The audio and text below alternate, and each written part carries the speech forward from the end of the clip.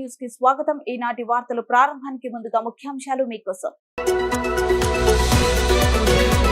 విజయవాడ ఇంద్రకీలాద్రిపై అమ్మవారిని సతీ సమేతంగా దర్శించుకున్న ముఖ్యమంత్రి నారా చంద్రబాబు నాయుడు.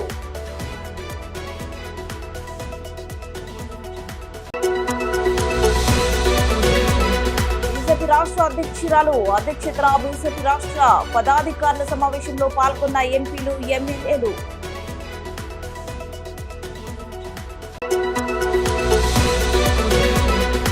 జరిగిన పరిస్థితులన్నీ మీకు తెలుసు. ఈ ఫలితాలను చూసి మీరు నిబ్బరాన్ని కోల్పోవాల్సిన అవసరం లేదు. వైఎస్ జగన్. రాష్ట్ర ముఖ్యమంత్రి నారా చంద్రబాబు నాయుడు విజయవాడ కనకదుర్గ అమ్మవారిని కుటుంబ సమేతంగా దర్శించుకున్నారు. తిరుమల వెంకన్న దర్శనం అనంతరం నేరుగా విజయవాడ దుర్గమ్మ దర్శనానికి చంద్రబాబు నాయుడు వచ్చారు. ముఖ్యమంత్రి నారా చంద్రబాబు నాయుడుకి స్వాగతం పలికిన విజయవాడ ఎంపీ కేశినేని శివనాథ్ ముఖ్యమంత్రి నారా చంద్రబాబు నాయుడు దంపతులకు ఆశీర్వచన మండపంలో పట్టు వస్త్రాలు అందించిన ఎంపీ కేశినేని శివనాథ్, ఆయన సతీమణి జానకి లక్ష్మి, ఆయన వెంట ఆయన సతీమణి భువనేశ్వరి, ఇతర కుటుంబ సభ్యులు ఉన్నారు. దర్శనం అనంతరం ఈవో రామారావు సన్మానించి మెమోంటోను అందజేశారు.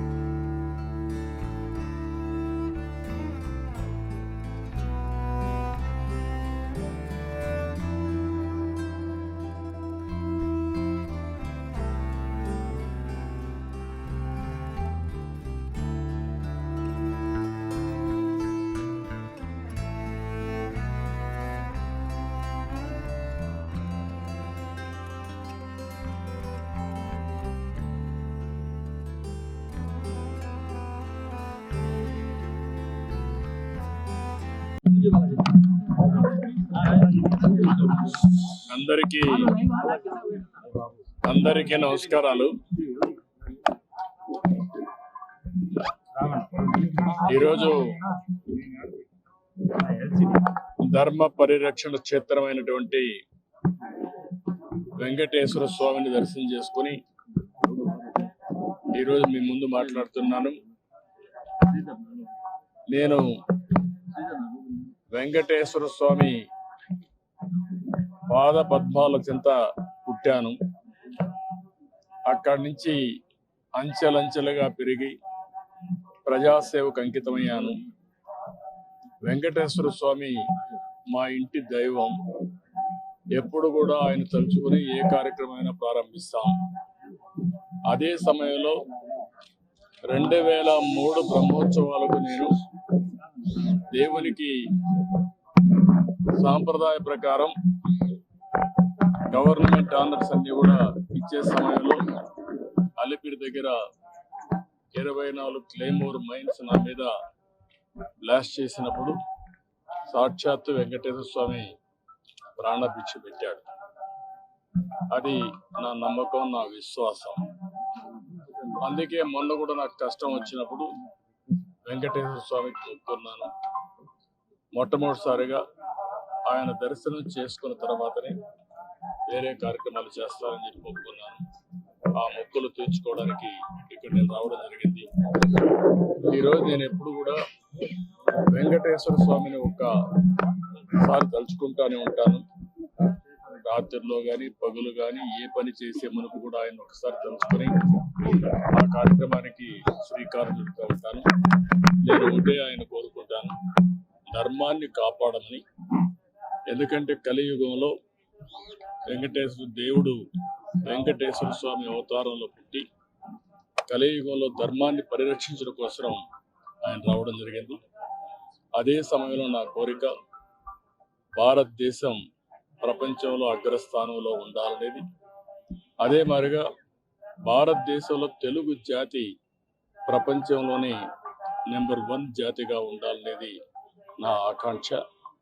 దానికోసమే ఆయన ఆశీస్సుతో నేను పనిచేస్తున్నాను. అదేవిధంగా రాబోయే రోజుల్లో కూడా ప్రపంచంలోనే అత్యున్నతమైన నాగరికత భారతదేశానికి. అందులో తెలుగు ప్రజానికం ఎప్పుడు ముందుంటారు.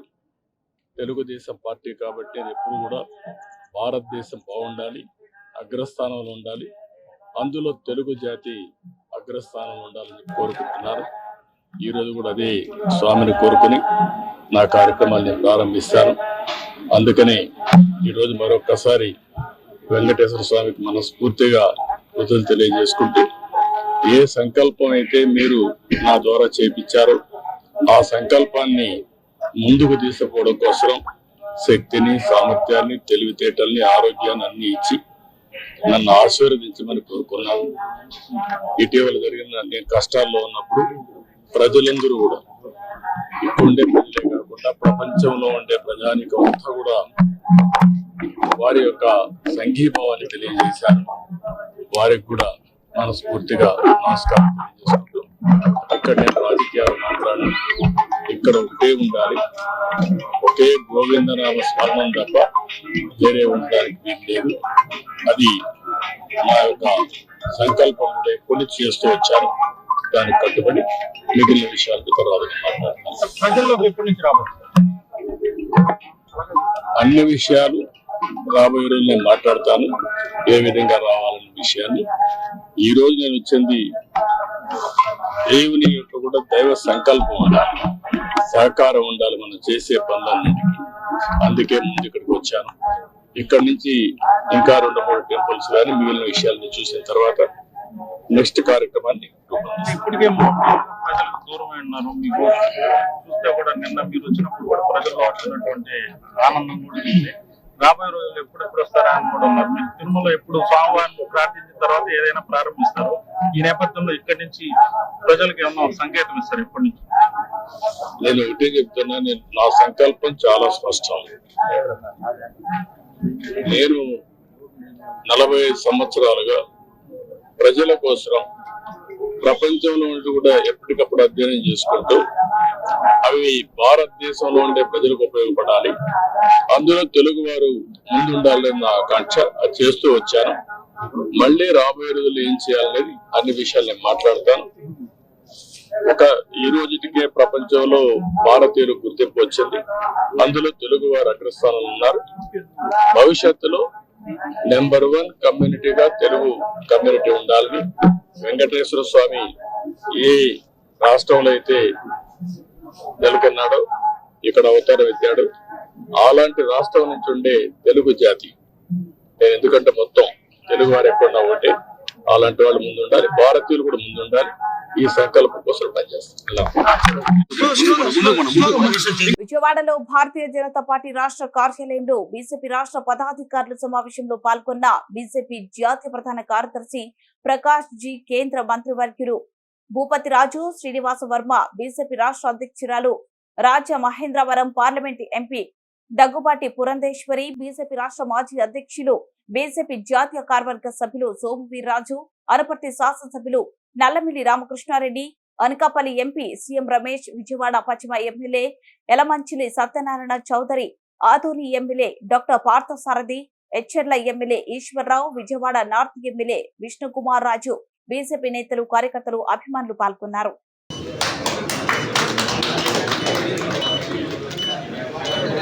మనందరి పార్టీ నుంచి గెలిచి ఈరోజు మన ముందున్నటువంటి శ్రీ నల్లమిల్లి రామకృష్ణారెడ్డి గారిని సన్మానించవలసిందిగా పెద్దలు కోడూరు లక్ష్మీనారాయణ గారు, దినకర్ గారిని ఇద్దరిని కూడా వేదికపైకి రావాల్సిందిగా కోరుతా ఉన్నారు.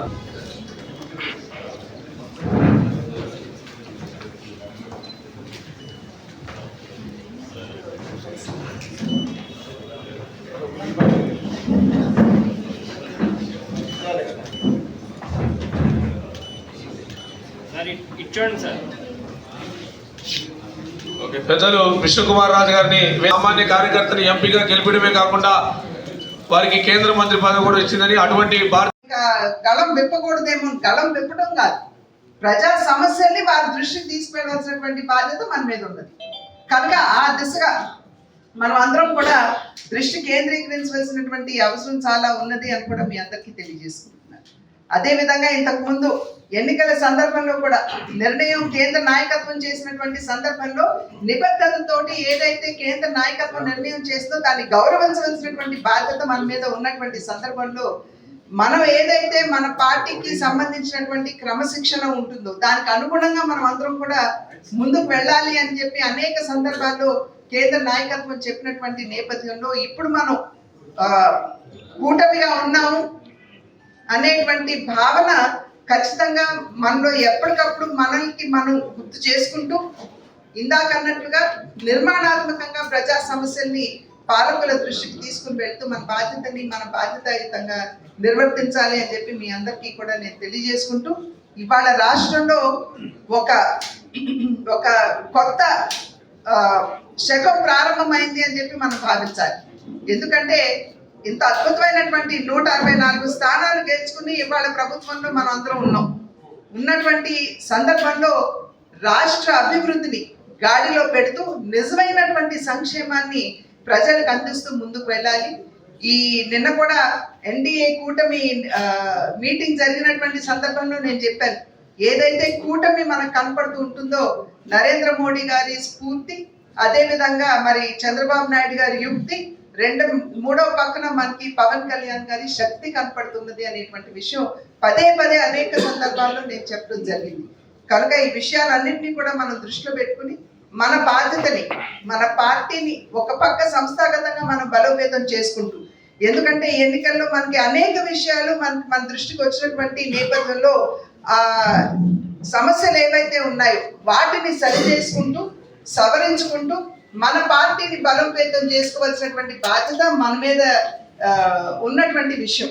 ఎందుకంటే ఒక పక్క మనం అధికారంలో ఉంటూ ఏ విధంగా ప్రజలకు సేవ చేస్తూ ఉంటామో, రెండో పక్క మన పార్టీని సంస్థాగతంగా కూడా బలోపేతం చేసుకోవాల్సినటువంటి బాధ్యత మన అందరి మీద ఉన్నది అని చెప్పి తెలియజేసుకుంటూ, మరి ఒక్కసారి మీరందరూ కూడా చాలా కష్టపడి ఈ యొక్క ఎన్నికల్లో మీ వంతు సంపూర్ణమైనటువంటి సహకారాన్ని ఈ కూటమి అభ్యర్థులకి మీరు అందించినటువంటి సందర్భంలో మీరందరూ అంత నిబద్ధతోటి అంత కష్టించి మీరు పనిచేసినటువంటి సందర్భంలోనే ఇంతటి అనూహ్యమైనటువంటి విజయాన్ని కూటమి సాధించగలిగింది అని చెప్పి మీ అందరికీ కూడా మరి ఒకసారి తెలియజేసుకుంటూ, మీ అందరికీ పేరు పేరున అభినందనలు తెలియజేస్తూ, మరి రాబోయే కాలంలో నేను ఇందాక అన్నట్టుగా మనం అధికారంలో ఉన్నాం, కానీ పార్టీని సంస్థాగతంగా బలోపేతం చేసుకోవడం మీద మనందరి దృష్టి కేంద్రీకృతం కావాలి అని చెప్పి అభ్యర్థిస్తూ సెలవు తీసుకుంటున్నాను. నమస్కారం. జరిగిన పరిస్థితులన్నీ మీకు తెలుసు. ఈ ఫలితాలను చూసి మీరు నిబ్బరాన్ని కోల్పోవాల్సిన అవసరం లేదు. గత చరిత్రలో ఎప్పుడు జరగని విధంగా మేనిఫెస్టోలో 99% వాగ్దానాలు అమలు చేశాం. దేశ చరిత్రలో కానీ రాష్ట్ర చరిత్రలో కానీ ఈ మాదిరిగా ఎప్పుడు జరగలేదు. ఏకంగా 2,70,000 కోట్ల ఎటువంటి వివక్ష లంచాలు లేకుండా ఏ నెలలో ఏమిస్తామో చెప్పి క్యాలెండర్ ప్రకటించి మరి అది తప్పకుండా పాటిస్తూ అమలయ్యేలా చూశాము వైఎస్ జగన్.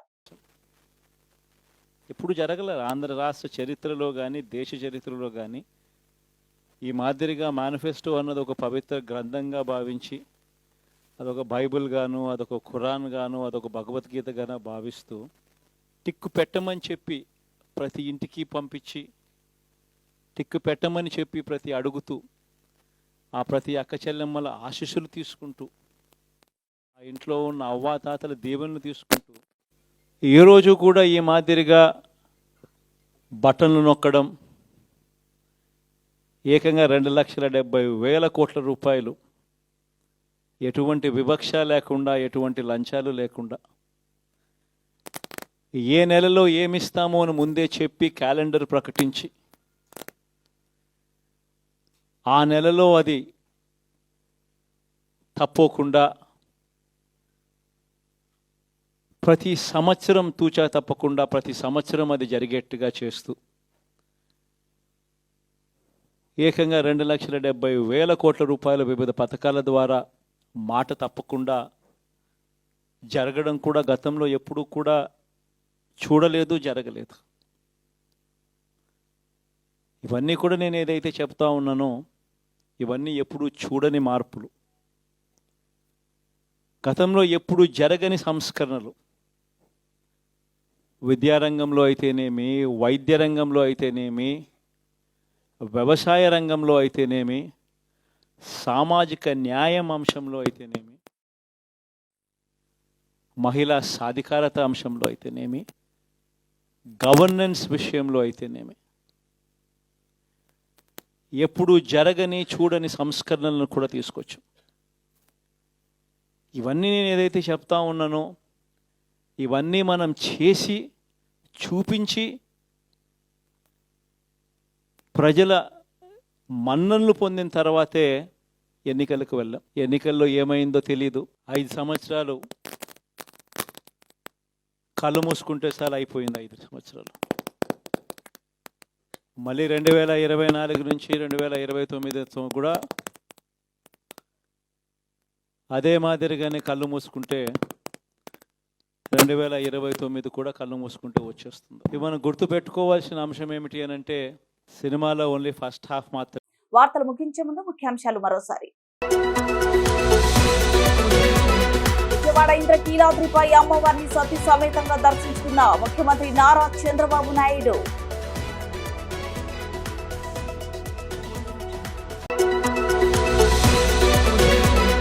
బీజేపీ రాష్ట్ర అధ్యక్షురాలు అధ్యక్షతన బీజేపీ రాష్ట్ర పదాధికారుల సమావేశంలో పాల్గొన్న ఎంపీలు, ఎమ్మెల్యేలు.